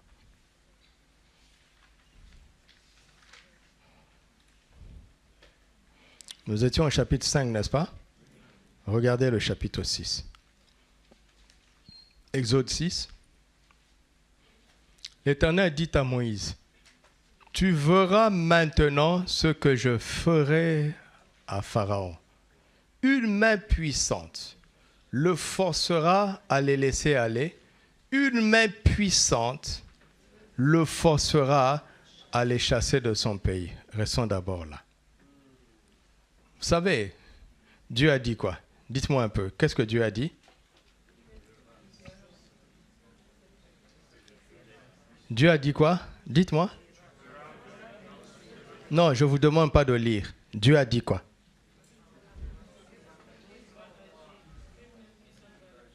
Pharaon sera forcé de laisser aller le peuple, n'est-ce pas? Pharaon même sera forcé à chasser. Chasser. C'est-à-dire qu'à un moment donné, moi j'aime m'amuser avec ça. Le gars ne voulait pas qu'on parte. Maintenant, il vient et dit partez. On dit on ne part plus. Tu ne voulais pas, non? Alors, il va les chasser. C'est rigolo, hein? Mais qu'est-ce qui va forcer Pharaon à faire ça? Mais regardez, nous cherchons que la puissance le force à faire ça. Il n'a pas dit ça. Il a dit quoi? C'est une main qui va utiliser cette puissance-là. Et pas la puissance elle-même. Mais il y a une certaine main qui fera usage de la puissance de Dieu pour faire fléchir Pharaon. Une main, la main ensanglantée de Jésus à la croix.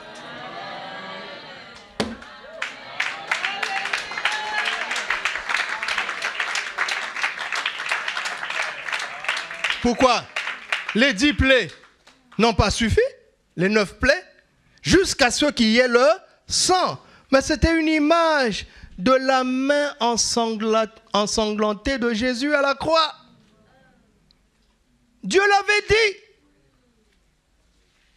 Regardez quand il est ressuscité Jésus. Thomas n'a pas cru, n'est-ce pas? Il est apparu une première fois, Thomas n'était pas là. Thomas n'a pas cru. Qu'est-ce que Thomas dit? Si je ne vois pas les trous dans ses mains. Quand Jésus est venu, qu'est-ce qu'il a fait? Il a tendu ses mains. Mais on parle du ressuscité là. Et est-ce que vous m'entendez? On parle de qui? Le ressuscité, mais les traces sont là. Alors quand Jésus dit, je tiens dans mes mains les clés de la mort et du séjour des morts, c'est dans quelles mains? Les mains ensanglantées. Quand il est descendu dans le séjour des morts, c'est l'agneau qui venait de rendre l'esprit à la croix. L'agneau est descendu dans la faiblesse, ses mains ensanglantées. Mais il a lié, il a dépouillé les dominations avec quelle main? Une main ensanglantée. Il a déchiré l'acte dont les ordonnances nous condamnaient avec quoi? Une main ensanglantée. Il a ravi les clés de la mort et du séjour des morts avec quoi? Jésus est ici. Jésus est ici. Jésus est ici. C'est ça le problème. On veut la puissance sans la main qui utilise cette puissance.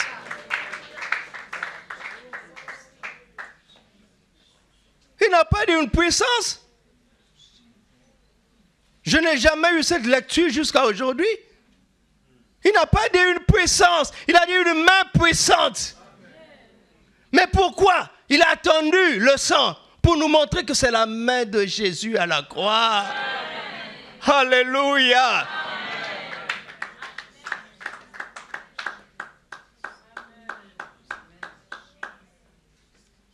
Continuons. Verset 2.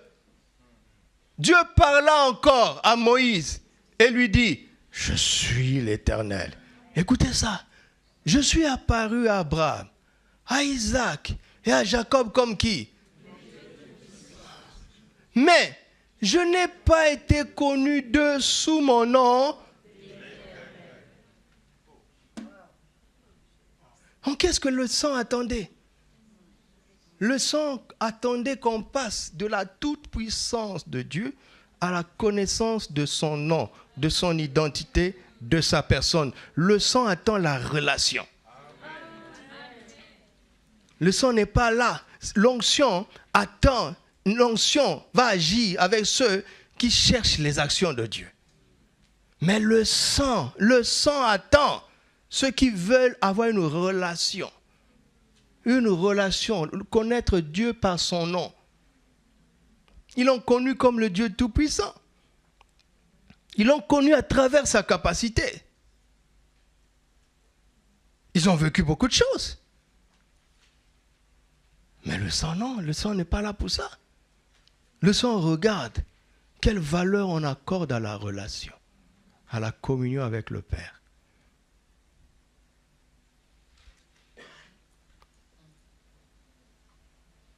Vous voyez ça? Donc depuis tout ce temps, qu'est-ce que Dieu attendait? Il attendait de voir ce que papa dit, la faim et la soif de Dieu lui-même. Le connaître lui, au lieu de chercher sa puissance. La puissance est magnifique, hein? Mais elle n'emmène pas la rédemption. C'est le sang. Le Seigneur nous parle. Oui, donc Dieu n'attendait pas pour le plaisir. Il attendait qu'on accède à un niveau de révélation.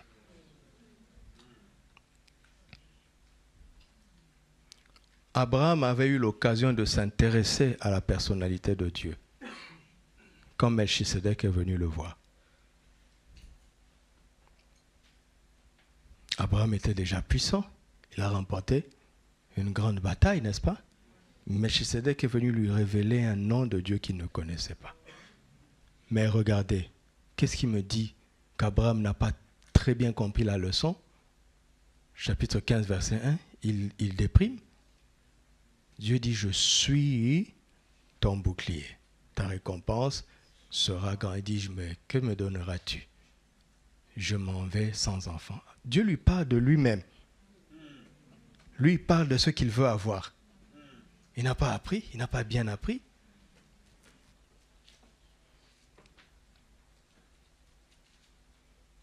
Vous savez, il y a des victoires qu'on ne peut pas avoir si on n'a pas une bonne relation avec Dieu.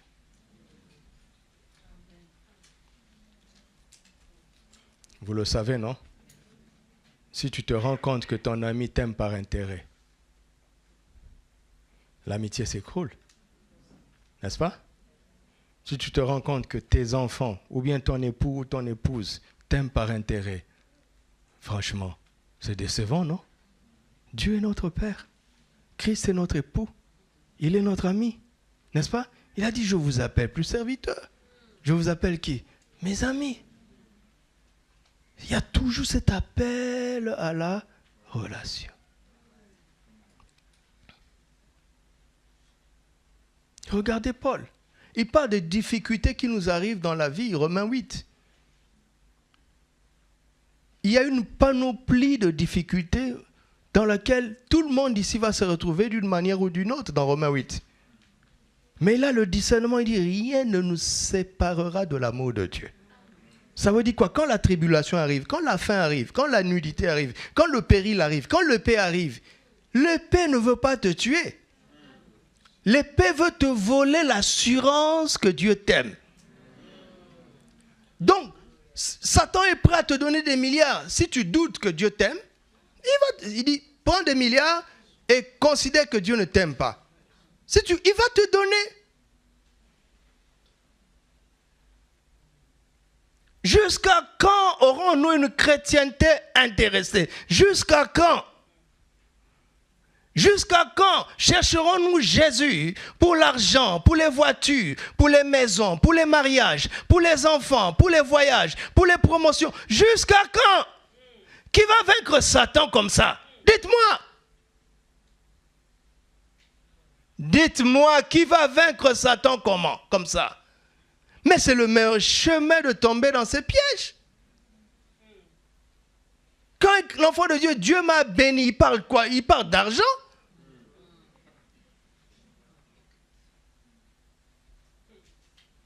Mais si tu continues comme ça, tu es le prochain candidat pour honnir Jésus. Jusqu'à quand? Jusqu'à quand?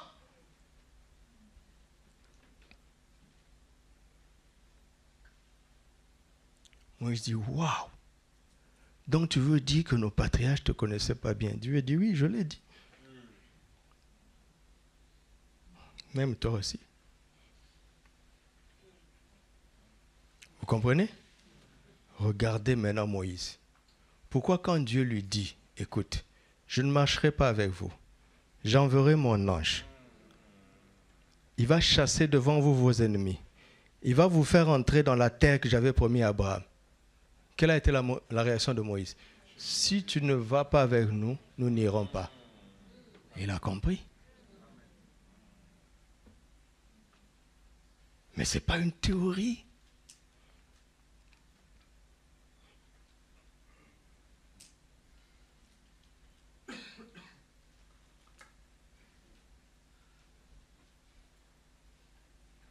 On me demande pourquoi tu ne te décourages pas. Je veux me décourager, pourquoi?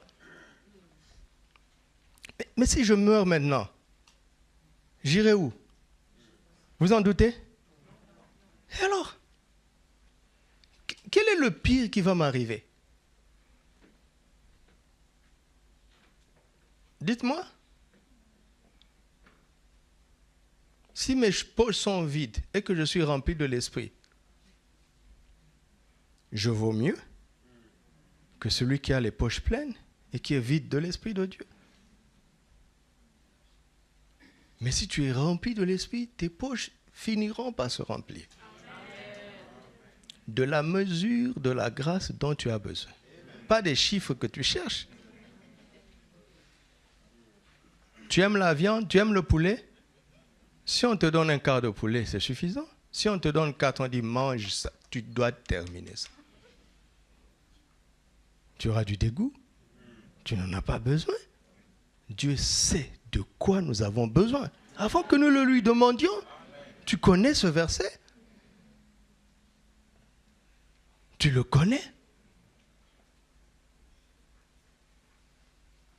Dieu sait ce qui va te rendre heureux et ce qui va te perdre.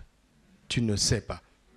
Tu ne sais pas, je ne sais pas. Lui le sait.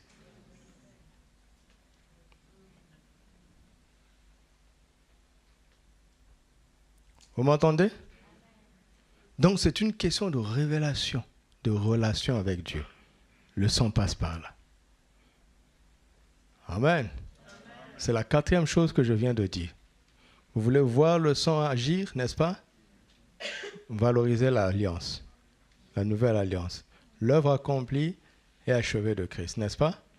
La 2e chose, c'est quoi? Demeurer dans la parole, la vérité. La 3e chose, valoriser le sacerdoce au-dessus de la servitude. La 4e chose ici, la relation. Le nom de Dieu vaut mieux que sa puissance, sa capacité. Le connaître lui. Psaume 103, n'est-ce pas? Verset 6 dit quoi? Quelle est la différence entre Moïse et Israël? Il a manifesté ses voies à... Et quoi? Ses œuvres. Les enfants sont intéressés par les œuvres. Mais Moïse est intéressé par quoi? Par les voies.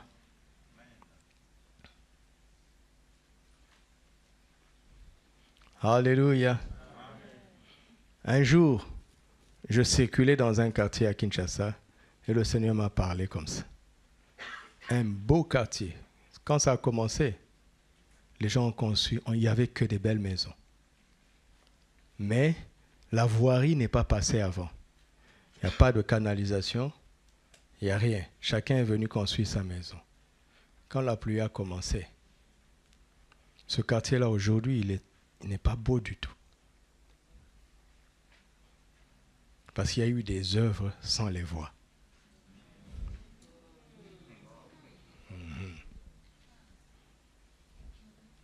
Les voix sont plus importantes que les œuvres.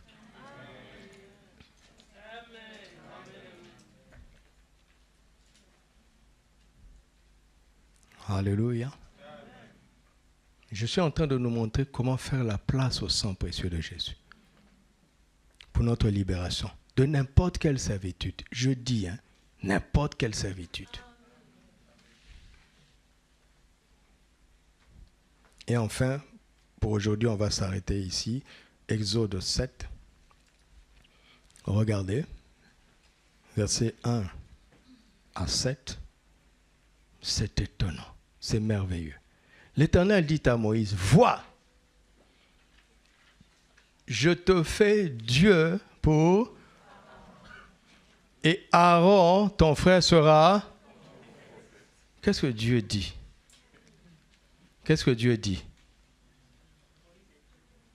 Qu'est-ce que Dieu dit à Moïse? Il lui demande de faire quoi? De voir ce qu'il a fait de lui. Parce que s'il a fait de toi quelqu'un et que tu ne le vois pas, ça ne fera pas la différence. As-tu vu qui tu es en Christ? Notre cerveau ne voit pas le voilà. N'est-ce pas? N'est-ce pas? Notre cerveau attend rapidement. Je te fais. Oui, et puis il dit, je suis Dieu pour Pharaon. Mais ça ne se voit pas.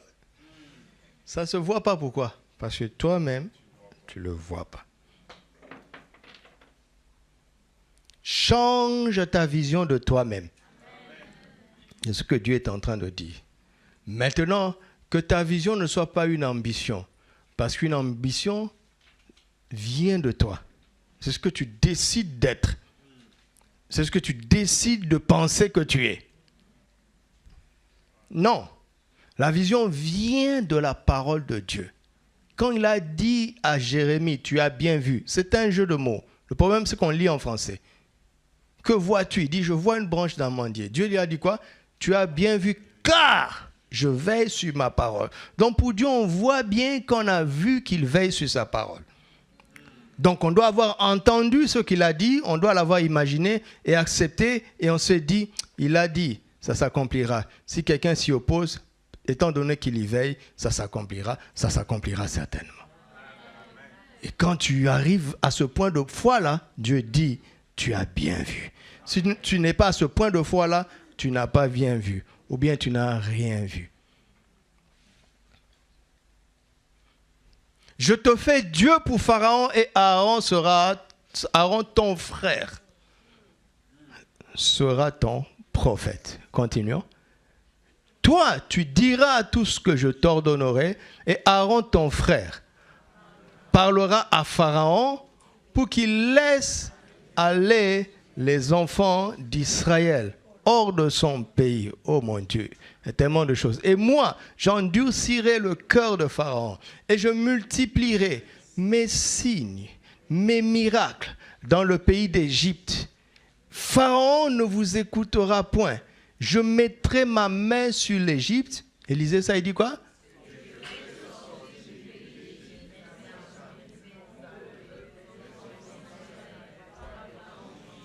Qu'avez-vous entendu? Dieu va faire quoi? Il va envoyer en Égypte ses armées.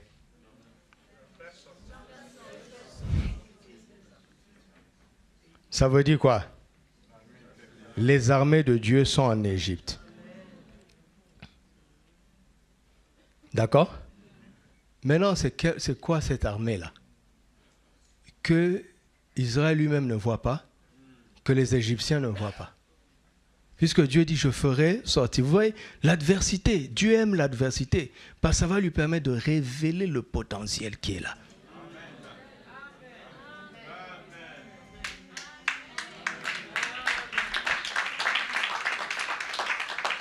On va y revenir, hein? 12, verset 41. Regardez, 12, 41. Au bout de 430 ans, le jour même, quoi?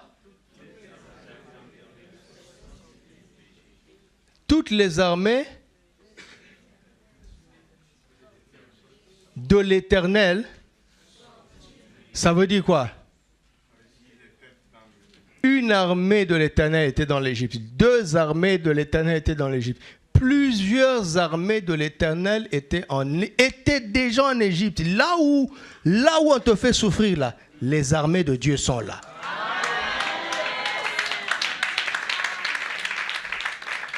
Tu ne vas pas les appeler du ciel. Tu ne vas pas les appeler d'un autre pays. Les armées sont là. Mais on ne les voit pas. Pourquoi? Parce que tu ne vois pas d'abord ce que Dieu dit que tu es. Si tu ne vois pas ce que Dieu dit que tu es, tu ne verras pas ce que Dieu dit que tu as. Merci Seigneur. Quelles sont ces armées? Exode 17, verset 1. Toute l'assemblée d'Israël partit du désert de Sin selon les marches que l'Éternel leur avait ordonnées, et ils campèrent à Réphidim, où le peuple ne trouva point à boire. Monte, quand on dit montèrent en armes, avant d'affronter Amalek. Alors,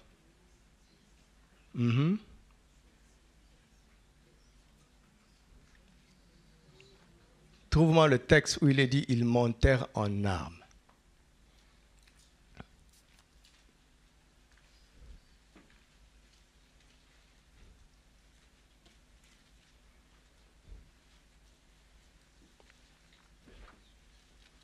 Pardon 13, verset 18. Mais Dieu fit faire au peuple un détour par le chemin du désert vers la mer Rouge. Les enfants d'Israël montèrent comment? Hors d'Égypte. Ces armées, ils s'étaient cachés dans les enfants d'Israël. Les Égyptiens les voyaient comme des esclaves. Dieu ne voyait pas comme une armée. Ces armées étaient cachées dans ces esclaves.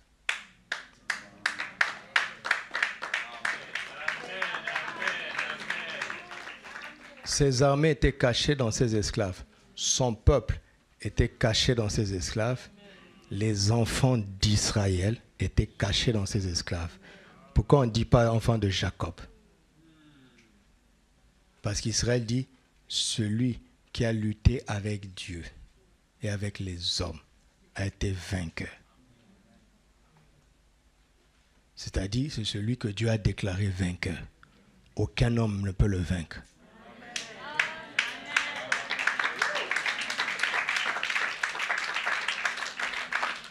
Donc Dieu a laissé l'adversité pour que tout notre potentiel se développe. La divinité de Dieu. Vois, je te fais Dieu. Le prophétique. Aaron sera ton prophète. Tu sais, tu peux être Dieu toi-même et ton prophète. C'est-à-dire, tu crois en ta position en Christ et tu parles à partir de cette position. Tu peux être toi-même Moïse et Aaron en même temps. La parole prophétique est dans ta bouche. À ceux qui l'ont reçu, cette parole, la parole nous a donné le pouvoir d'être qui? Les enfants de Dieu sont des chiens? Les enfants de Dieu sont des humains? Les enfants de Dieu sont des divins. Donc, tu crois en ta position et tu parles comme un fils de Dieu. Tu as une parole d'autorité, une parole prophétique. Et puis, quelle que soit l'adversité, tu sais que tu es une armée. Mon père, char d'Israël et sa cavalerie. Quand Élisée s'écrit comme ça, il parle de qui? D'un homme. C'est quand Élisée a été arraché de la terre, quand Élie a été arraché de la terre, qu'Élisée s'est rendu compte qu'il valait des chars d'Israël et sa cavalerie. Un individu. C'était des armées. Mais Ézéchiel 37 nous révèle. Il dit les ossements desséchés là. Vous savez, nous, on aime beaucoup la première partie. Esprit souffle de 4 vents. Mais il faut valoriser l'explication. Dieu a expliqué la prophétie. Il dit ces ossements-là, ce n'est pas des os que vous voyez, c'est la maison d'Israël. Ils disent, et qu'est-ce qu'ils disent? Alors qu'ils étaient une grande armée. C'est ce que la servitude fait. Elle veut mettre en toi un complexe d'infériorité. Tu ne vaux rien, tu n'es rien. C'est faux. C'est faux. Tu vaux Dieu. Amen. Tu vaux sa parole. Tu vaux les armées. Tu es son peuple. Tu es un vainqueur. Alléluia.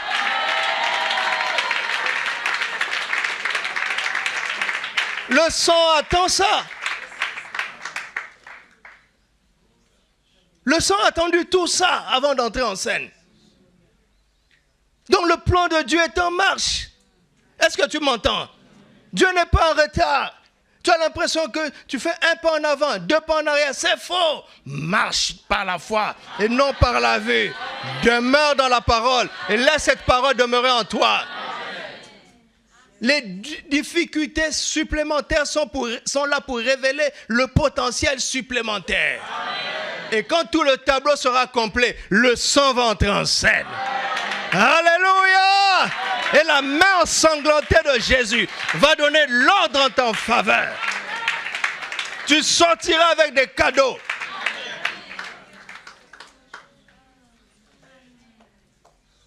C'est ce que le sang fait. C'est ce que le sang est en train de faire.